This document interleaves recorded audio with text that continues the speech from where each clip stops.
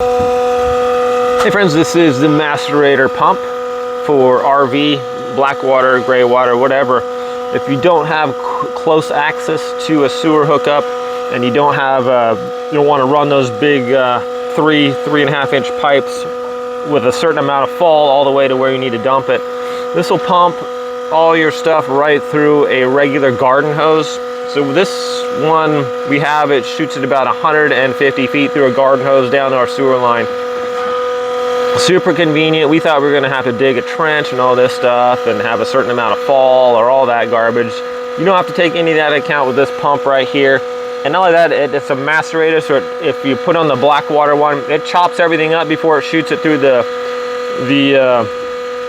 garden hose here. Just a little battery there you hook it up to. You can get an adapter for your wall cigarette lighter, and it has a little switch right here. Just turn it on here and hit your switch, and it just starts pumping it out. What a great idea.